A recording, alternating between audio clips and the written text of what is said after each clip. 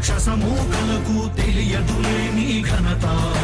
యుగానికొక్కడి పుడుతుంటాడు నీలాంటి జనగల కారణ జన్ముడు. చరిత్రకారుల పక్కన చేరెను నీ కీర్తికి గచద పట్టదు ఎప్పుడు.